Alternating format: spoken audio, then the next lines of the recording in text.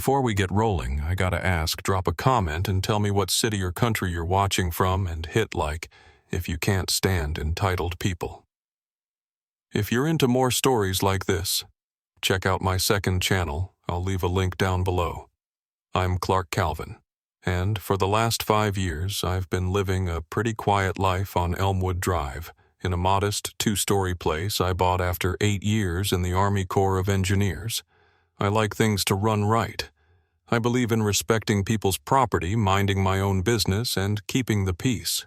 Which is why when my electric bill shot up like a rocket out of nowhere, I knew something wasn't right. It started about 3 months back when I opened my monthly bill and nearly dropped it. $400 for a 1,200 square foot house in 1 month. I thought maybe the old HVAC system was finally dying. Or maybe I'd gone a little wild with the AC during that brutal heat wave. But nothing added up.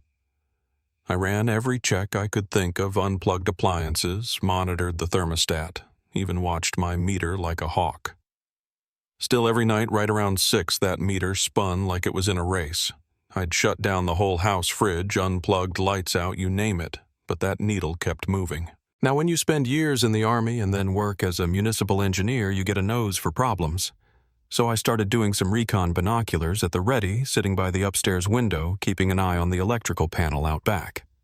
Then, one Tuesday night, I saw her. A young blonde woman, maybe 22 or 23, dressed head to toe in designer clothes that probably cost more than my mortgage.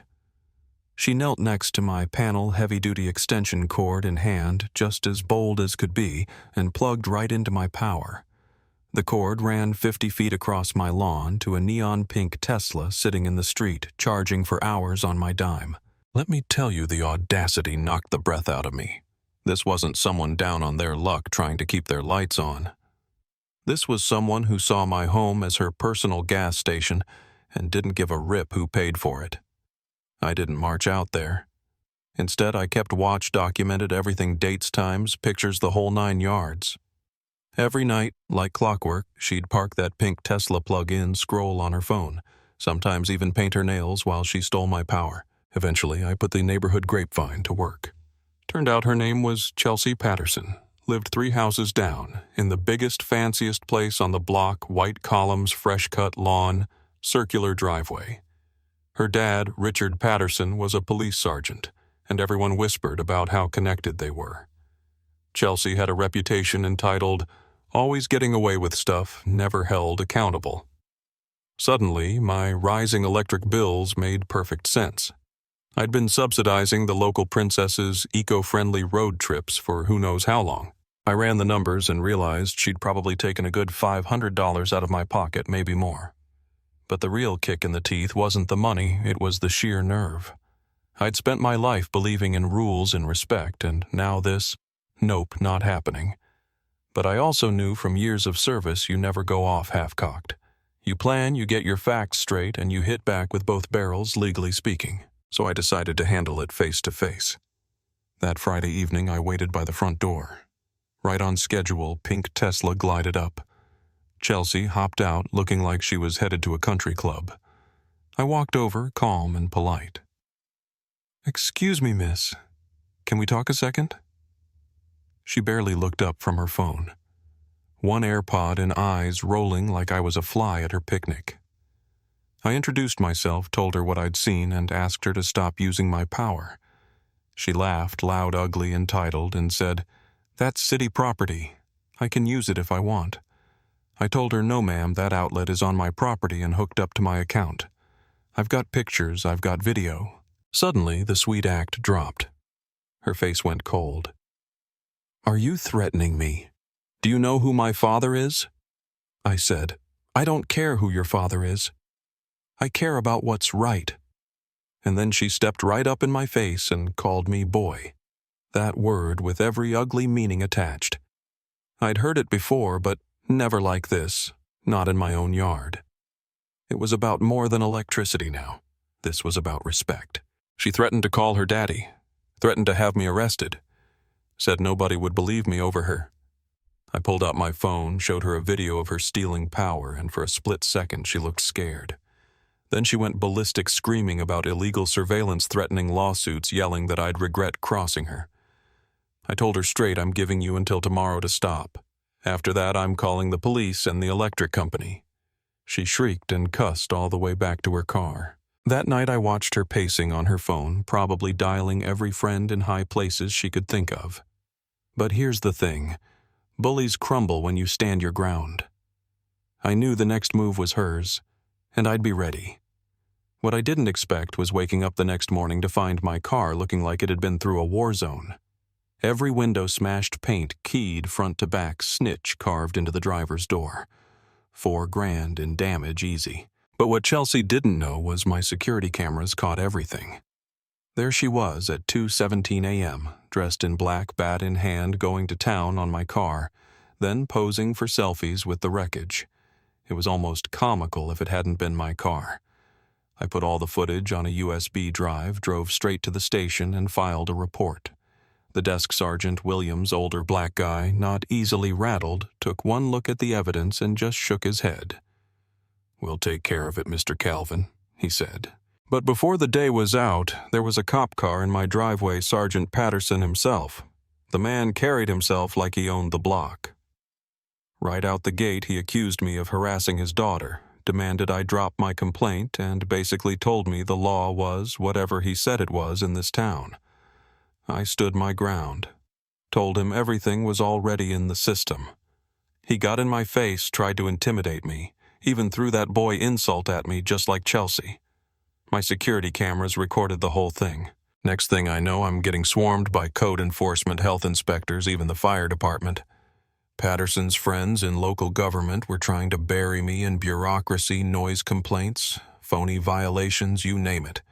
But everything was up to code. Nothing stuck.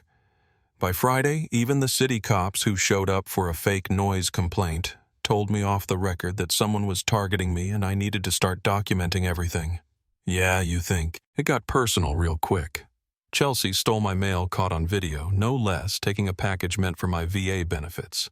She tore up my garden, ruined hundreds of dollars worth of plants, then tried to hook her extension cord back up only to set off the motion-activated alarm I'd just installed. That footage was priceless.